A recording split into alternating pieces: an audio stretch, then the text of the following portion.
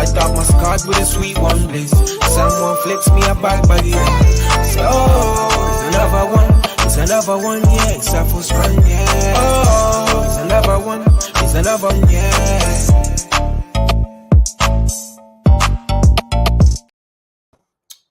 Good evening. Yo. Good evening. Good evening. How's it going?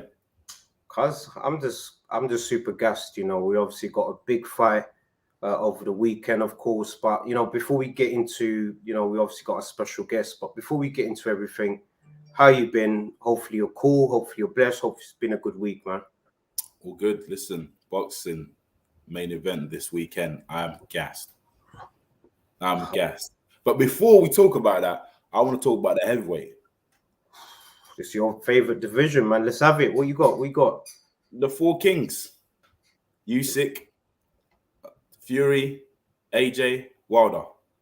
This potential tournament, bro, I'm gassed. It's like it reminds me of.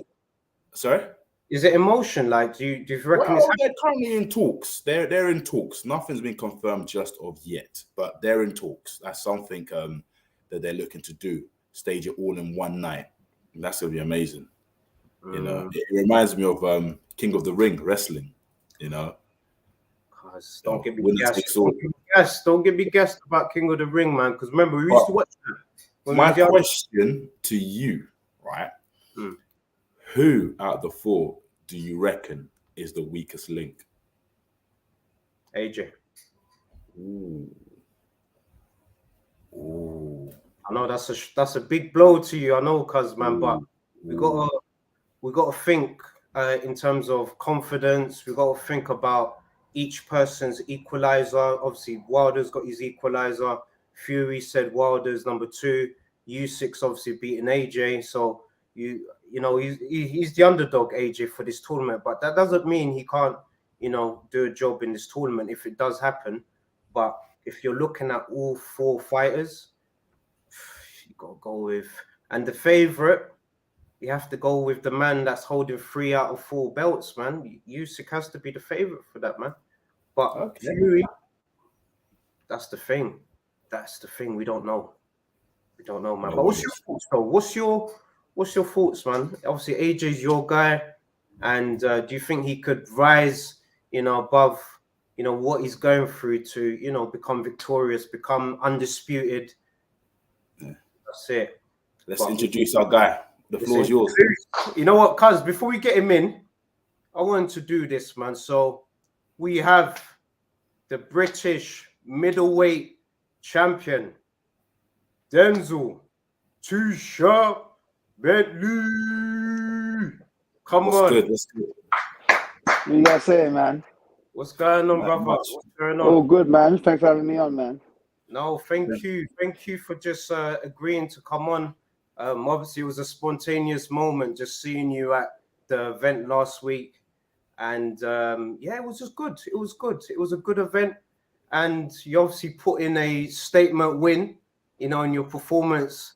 Look, I'm going to say it before we get into it. You obviously said that was your best knockout. That was, you stole the show, I reckon. You stole the show. So big up to you. Man. Thank you. Listen, Denzel, thank you for coming on the show. There's a question I always ask every boxer that comes on the show. One of the questions was, you know, what got you into boxing? A bit different than everyone else's story. So when I was a little bit younger, like a teen, my brother bought gloves from the market. That's 9 ounce market, and basically, long story short, me and him just put them on, started scrapping our brethren around the estate and stuff, finding little blocks to fight in, and we just started fighting each other.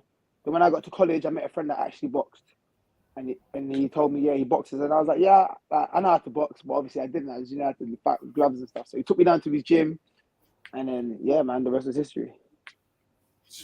Wow. You know what? I'm so happy you said that, because I actually watched your documentary come out about 2 years ago, BT Sport. It was like a snippet, and yeah. Stay Pat Moore, and he was obviously just talking about the whole come up, how you obviously got into boxing and everything, and Look, I like that, man. And obviously, you played football at the little estate place. So, what team did you like? What team did you support at the time? I support Man United. All right, yes, we're in now. How's the sun now? I'm United as well. We're done, man. Love that, man. Respect. Oh, okay, sick. Yeah, So- yeah. What do you reckon? What's next? I mean, when's your next fight? You reckon? I'm hoping I'm out in the summer. Nice. Yeah, because I believe you're world title level. Like I believe you're world level. You need to be fighting at that level, and I definitely believe your title shot has to be around the corner. Obviously, we know what everyone's calling for, but the way I look at the landscape and the way I look at what you've done in the sport so far, you're above everyone at British level, in my opinion. And I think that you're at that level now of 100%. compete for titles. And look, I think the division's open. The midweight division now is open. So if you was to like choose, look, it's obviously Bukayo Saka. It's obviously saying, who do you want next? Like, what is your fight that you want next?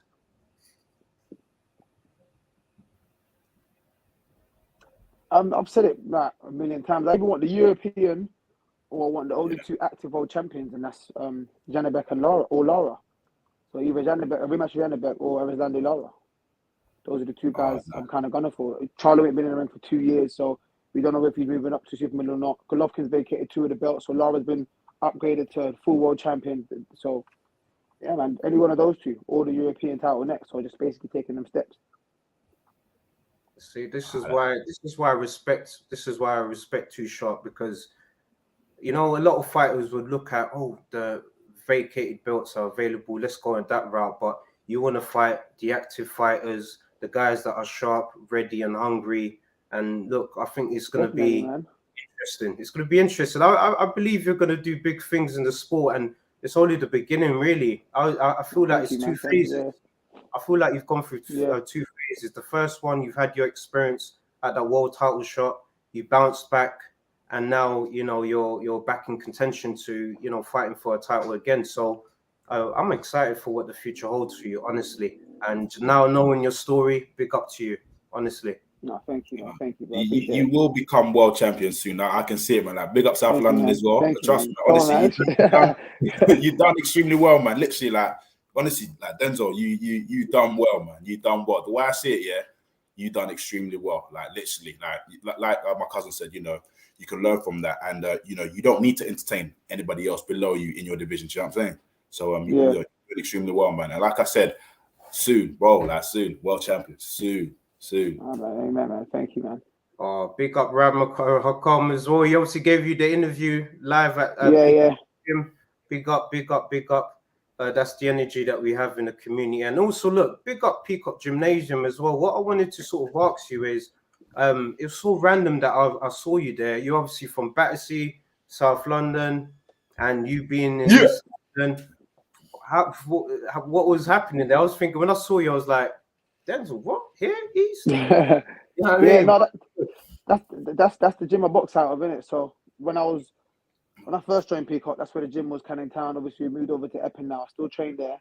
And obviously, Martin and Tony have decided to put on these shows for guys that probably find it a bit hard to get matched or to sell tickets and stuff like that, or guys that just want to keep busy and keep active, which I think is a great idea and helps push the sport forward. So, of course, me being a member of the gym, I come down and I do my part in contributing, which is the commentary side of it. So, me and Lewis Bowers, Tony's son, we do the commentary for it. So yeah, big up Lewis, man. I obviously met him the other day. We're obviously working on a project for his Ladder Records, of course, man. But I'm also doing some work with Peacock Gym through my work with Ticket Pass. So to summarize what we do, we just give an e-ticketing platform for promoters like Tony to sell tickets online.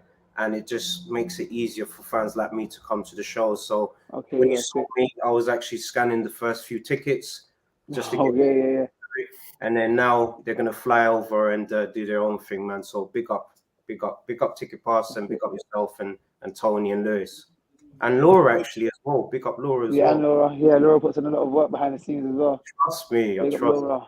Big up, big up. Just a quick one. I mean, how Yeah. would you describe training camp? That's something I always wanted to do. I mean, don't get me wrong, I'm not a boxer, but it's something like, because a lot of boxers, they always judged on their performance, etc. And I know behind the scene, you guys are disciplined, etc. But how would you describe, a hard, how would you describe training camp? Is it hard? Is it easy? No, it's never easy. It's very intense. It's very intense, man. You've got to switch your whole mentality. And that's why a lot of fighters like to go away for training camp, because it helps them lock in more. Some people like to stay at home, like myself. I like to be around, my family and stuff, and friends, company. Sometimes I like to be on my own. My mood changes sometimes. But you just got to completely lock in. You got to focus in and realize that this next 8 to 12 weeks of your life belongs to the gym. You're putting in work. Like, you're not doing nothing with that. So, like, for example, for me, I from January I'd been in camp for this fight. So I had like 12 weeks. So I just feel like the year's flown. I haven't done anything this year. Like, I ain't been out, I ain't been here, I ain't been to like little dinners, nothing until after the fight. So you're just locked in. The intensity changes. You have hard weeks, you have easy weeks, but you have hard spars, you have easy spars. Your body, sometimes you're energized, and the next week you might feel flat. You just go through different phases, but you're trying to just push your body to the limit every single time and make sure it peaks at the right time. So you don't want to overdo it too. Sometimes you can overdo it. You might think you feel so good, so you want to do more. But these times you might need to just reserve some energy, because your body needs it. You don't know. You gotta look. You gotta watch what you're eating, watch what you're drinking. It's intense. It's intense, man. It's intense, and it's crazy because, like, to the average person, it's impossible. But to like us, like athletes and boxers, because we beat our body up for so long, we're conditioned to it. We're conditioned to it. So, and it takes a while. Like, you don't just turn professional and think you can just go into a 12-week camp. No, you do. It starts off slowly. You do a little 4-rounders. You train for 4-rounders. You train, but all that work that you've done in the past, it all builds up. Right. Being able to become a 12-round fighter and cope in these kind of camps. Wow, boy. Wow. I mean, this is something I would want to do, where participate with a professional boxer in training camp. I mean, I'm going to avoid sparring, but everything else, training and that, that's something I would want to do, just to go through what they go through. I mean, would you recommend that? Yeah, why not? It'll be a good experience. At least you can say you've done it. Do you know what I mean? Like you would know firsthand what fighters put themselves through, and that might change your perception on certain fighters when you watch certain fights. Do you know what I mean? Like, it might change your perception on certain fights, or you know why they can do these 12 rounds, or why they can't do these 12 rounds. They might not put in that work that we all think they put in, or it's not easy to put in that work that we think they're meant to put in and stuff. So it's hard, man. It's hard, but I definitely recommend it. I think you should do it. Whether you can get through it or not is different, but you got to stick through it and just kind of understand the mindset and the mentality of a fighter during camp. Boy, I'm a heavyweight, so that's something I'm definitely looking to do one day. Definitely looking to do. But as you know, that there's a big fight happening this weekend. Tank and Ryan Garcia. Yeah. Who you got?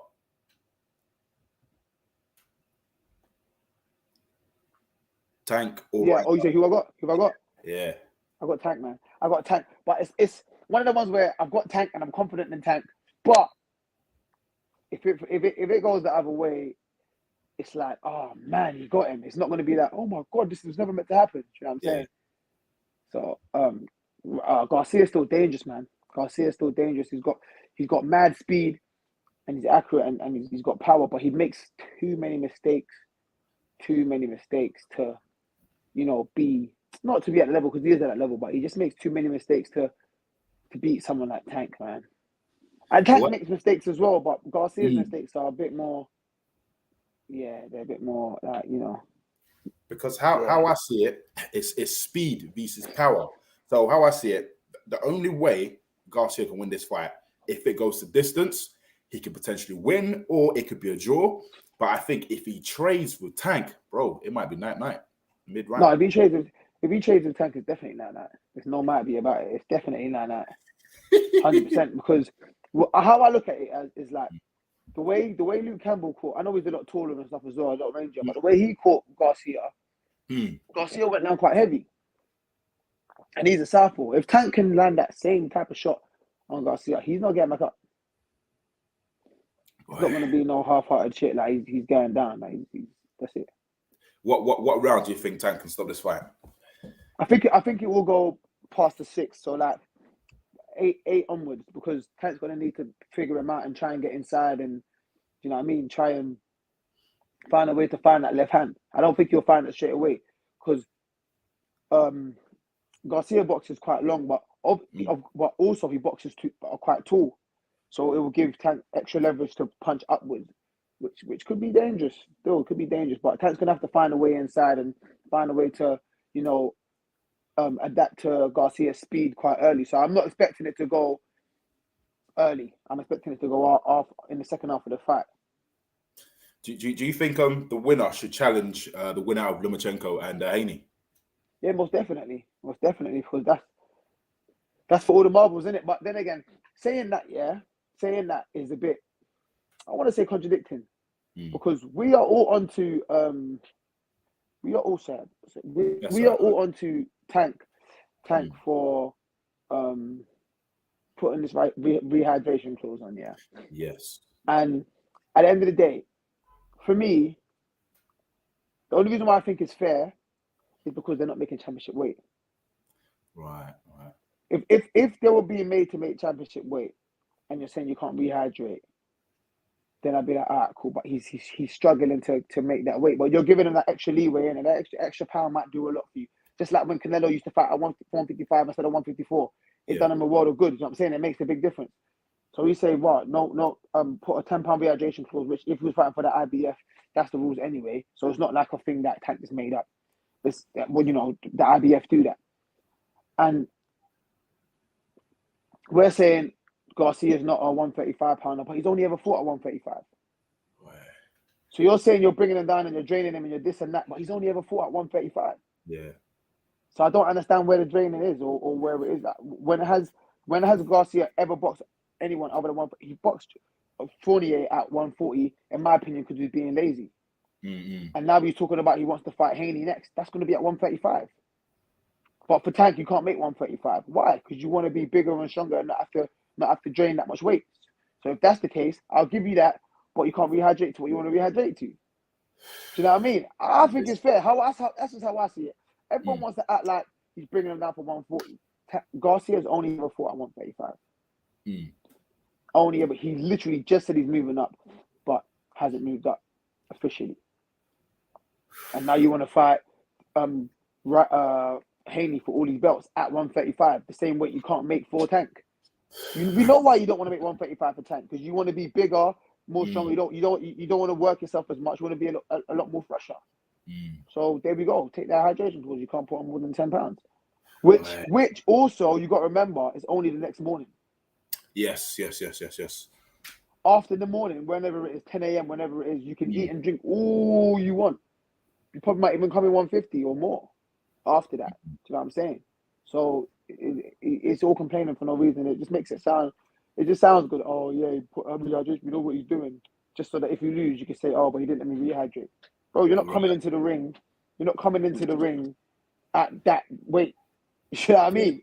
Yeah. So yeah, it's all just talk, man. That's what I think personally. But yeah. What's your views on? I mean, I don't know how true it is, but they're saying Canelo Bivol, the rematch, Bivol might come down to 168. I think he still beats Canelo. Oh, yeah. Oh, it means nothing. Bro, a man that has told you, I want your belts at 168 can make the weight. He's not being forced to come down. I've said to you, I'm going to come down to 168. He said, even before Canelo, I remember Prevail saying he'll make 168 for Callum Smith. And he didn't need to. The guy's confident he can make 168. And then he gets to hydrate how he pleases. So it's like, and Canelo's not going to put a hydration clause on that, because we all know Canelo hydrates differently. You know what I'm saying? So he's not going to put a clause on that. So I think he still beats him, man. I think he's just too big. It's nothing to do with the weight. Like, he's just naturally too big and too strong for Canelo. And he's very skillful. He's very in and out of his boxing. He doesn't hold his feet. Canelo holds his feet a lot now, but he's very in and out of the boxing. Maybe the weight would benefit Canelo, because He's not putting on so much, so he might feel more elusive. But Mm. it's not going to do much to Prevail to you know what I'm saying, not make him feel 100%. But I think he still beats him at 168 as well. What about Eubank and Liam Smith 2? Repeat or revenge? Ooh. At this point, I have to say repeat, man. I don't like I don't like the Damn. way Eubank's been fighting. Well, I do like the way Eubank's been fighting for my sake, because if I was to fight him, I'll beat him up fighting like that. But as a fan, I don't like the way he's been fighting because I think he's gone against what he's good at, what got him to that level. You know what I mean? Exactly. I've been saying this for a long time, you know, brother. I've been saying that Eubank's style previously, you know, the high volumes of punching, energy each round, I think that's the style that he needed to be against Liam Smith the first time. But this 100%. other style, I wasn't thinking feeling you're Roy it. Like, Jones. Eubank's my guy. Got Roy Jones. You ain't got Roy Jones reflexes. You ain't got Roy Jones power. You ain't got Roy Jones' speed. You can't be Roy Jones. I mean, it's all nice and good learning how to box, but you still have to come with your aggression and your flurries and your punches. But maybe the age is not allowing him to do that. Who knows? Yeah. I mean, he might feel more comfortable fighting at this style because there's less energy taken. You don't get as tired, whatever. But he's got to beat Liam Smith. He's got to go back to that savagery. All this boxing stuff. Do you know what it is? It worked against Liam Williams, which is why he was enjoying himself, thinking, I can do this all day. Yeah. Liam Williams ain't the same fighter he was like 3-4 fights ago, in my opinion. So that was easy for him, and I thought it was going to go the same way, but Liam Smith is a bit too smart and a bit too good to fall for them that silly style of boxing. In my Those opinion. tricks, in it. Yeah, no, big up. The fact that you're saying this, man, like I got to fully respect you, man, because Eubank's my guy. Obviously, I like his style at the beginning when he was coming up. It's just the problem is, like you said, when Roy Jones came in, he sort of changed his style, and I don't think that style is for Eubank, man. He needs to no one can be Roy Jones. No one. That's God-given talent. Like that's him. That's natural ability. That's reflexes. That's speed. That's years in the game. IQ. That's you can't just think he's good because the guy that done it is going to teach you. You can do it too. Nah, man. You can probably got to get a guy that taught him. Should I be? Yep. Yeah. You're not doing that. The guy that taught him was Roy Jones' dad. So so there we go. But it's trust like me. I don't know, man. It doesn't make any sense. It's like someone trying to box like Tyson. You don't have that explosiveness, that natural ability that's in you that brings out that style. You know what I'm saying? You can't do that. But I'm not gonna lie though. Denzel. Though I'm not gonna lie. Someone who he's not Tyson, but he brings a bit of that sprinkle of Tyson. Tank. Yeah, I can't lie, man. He's very explosive, man, in terms of how Tank's very explosive, but he's explosive in his own right, in his own way. He's got the same sort of God-given talent that Tyson had, that explosiveness, that quickness, that fast twitch fibers. But at the end of the day, he's not going to stand there and start doing all the peekaboo stuff like Tyson does. Because he's not Tyson. Tyson's just a different breed. Tank's got the same sort of. He's got some of the same sort of stuff that Tyson had naturally. Power, explosiveness. You feel me? Like heart, like those things there. That's just in you. But you're not going to teach Tank to do all of that stuff that Mike Tyson used to do when he used to just slip man fast and that and throw bare punch. Can't do that. Someone can try, but it's not going to be the same. You're not going to get someone to box like Manny Pacquiao. You're not going to get someone to box. How many men have tried to box like Floyd? It's impossible. You can't do it. Yeah. Everyone's tried to box like Floyd. Tuck a little shoulder. Yeah. You're not doing it. Little pop. It's just not. You know what I'm saying? So you can't be Roy Jones because Roy Jones has shown you something. You could take certain things and be like, yeah, I like this. This is good. But ultimately, you can't be my man. What's your views on the heavyweight? I'm hearing that they might be having some sort of a heavyweight clash in Saudi. Sick. Do it. Yeah. Yeah, man. Let's get this division wrapped up, man. Let's get it cleared up, man. Because these guys say they want undisputed. They obviously haven't gone for it yet because of money reasons. Saudi gonna fork up the money, do it, and we get to see these guys fight each other. It's not what ifs and if this guy was in his prime, he would have beat. No, we get to see it. If they've got the four guys, Usyk, Fury, Wilder, AJ, AJ fights Fury, Wilder, Usyk fights Fury, Fury fights AJ, Usyk fights Wilder. We get to see it. There's no more guessing and wondering if, like, just do it, man. And you're getting paid a whole load of money to do it. So if you get your ass kicked, you're good. All in one night. I mean, all right. Who do you think can actually become the undisputed heavyweight champion of the world out of them four? It's the golden question. It's so mad. It depends who fights who. This is why it's so sick. Like, styles actually make fights. I think we've all seen that Wilder can't beat Fury. But I think Wilder can possibly knock out Usyk if he lands on the same shots he landed on Fury. Fury was big enough to take those shots and get up. I don't know if Usyk's big enough to take them shots and get up or not go down in general. Do you know what I mean? So Usyk can probably beat Fury. He's got that style, because you think about it, everyone thinks Fury's too big and this and that and blah, blah, blah. Fury, the smaller people that Fury have fought is who he's struggling against the most, and the southpaws he's fought is who's struggling against the most. When he fought Cunningham, I don't think Cunningham's a southpaw, but he was a smaller guy. Boom, knocked him down heavy. Otto Wallen was a southpaw. Yeah. He gave Fury hell. Whether Fury weren't taking that fight serious or not, that's another question. But he gave him hell. No, he took it seriously. With a punch. He cut him open with a punch. Cut was mad. So then Fury started doing all these tricks, leaning on him, being a bigger man, pushing him like he done with Cunningham. Then he just started using his big man style against him. And that's why he went to Sugar Hill, so Sugar Hill can show him how to be a big man. Because he was a big man that used to just slap about and box on his toes and jab, jab, jab. Now, when he fought Fury the third time, you saw how he just planted his feet and came forward and actually was a bully by nature, rather than, oh man, I've got to think of something here. Let me just be dirty. You know what I'm saying? So that could be the difference. But we've seen him struggle against Otto Wallen, who isn't even half the southpaw that Usyk is. So we need to see, I think. And I think the least favorite of it all will probably be AJ. And it's mad because I'm a big AJ fan. So yeah. Too Sharp said it, because I see, you know, BNG obviously asked me before you came on the same question. I said AJ straight away. I did say it straight away. I love AJ as well. Don't get me wrong. I want him to do well. But if you just look at what the other fighters bring in terms of their strengths, they're above AJ right now in terms of what Wilder can do. He's obviously got that equalizer still. Fury's obviously Fury. Usyk, for me, has to be number one. He's the southpaw as well out of all of them. So it just makes it interesting, man. I can't even lie to you. The bigger fight with AJ, do you think it's Wilder or Fury? What's that? The bigger fight for AJ, do you think it'll be him fighting Wilder or Fury? I think on British soil it'll be Fury, but I think worldwide it'll be Wilder. Worldwide it'll be Wilder. Hopefully. Because he fights Wilder, that gets aired on American TV and goes everywhere. He fights Fury, that's massive in the UK. Probably will get aired on American TV anyway, but I think more Americans will show interest against Wilder. So both of them are massive fights, to be honest. But to say which one's big is quite hard.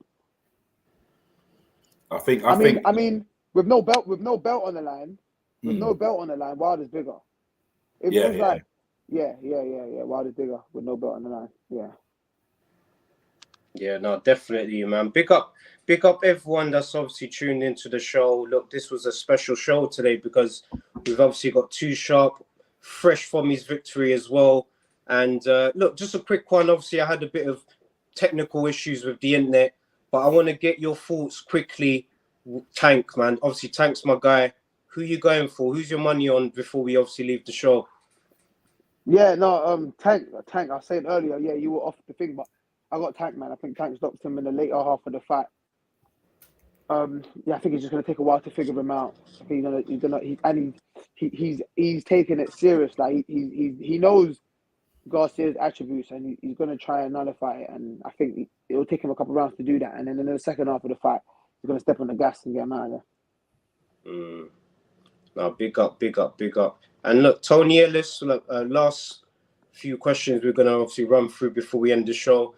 Could you put that question up again for us, Tony? Tony's obviously saying, will we see you fight Shiraz? That question's obviously come up. What are you saying, Denzel? Listen, look, if they send an offer Perfect. I'm not chasing that fight. I'm not sending no offers that I'm the champion. He ain't done half the things I've done in my career. He ain't done what I've done. He ain't been what I've been. I'm not chasing the Shiraz fight. But if, someone thinks they want to send an offer and, test me, then let's do it. But that's not a fight I'm chasing. But yeah, if they want to send something through, then we'll have a look. And I agree with you. I think you're world level. You're above the rest here. And I think that you should be fighting for those world titles, man. So obviously big up to yourself. And last one, dream middleweight tournament to participate in. What you saying? What, Super 6? We say what? I got do I have to pick fighters? Or you're just saying, you know what, let's do a random, if you was to do a Super 6 past and present. How many of us? 6. 6 of us, yeah. Past and present. Yeah. Past and present. Ooh, okay. So me, obviously, so I've got 5 more. I'm going Hagler. I'm going Golovkin. I'm going B-Hop.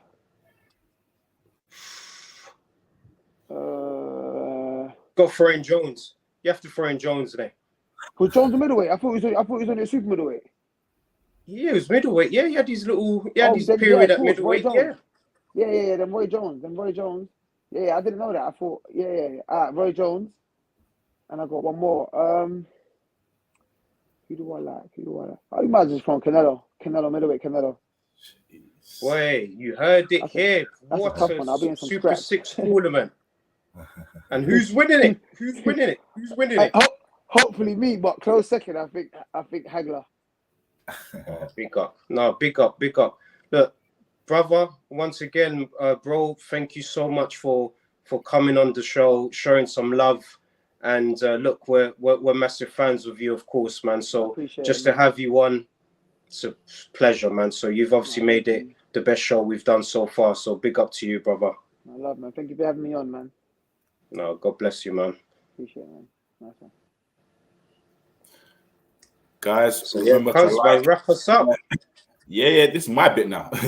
iBoxing Hub. Remember to like, share, and subscribe. I go by the name of BNG, feature yours truly, Trey. And we shall see you on Sunday to discuss the results. Our Tank and Garcia. Bye. Tank, let's have it. It's another bang. All the Muslim cars now, with your bag it up. Light up my scars with a sweet one blaze. Someone flicks me a back body. Say, it's another one, yeah. It's a full strand, yeah. It's another one, yeah.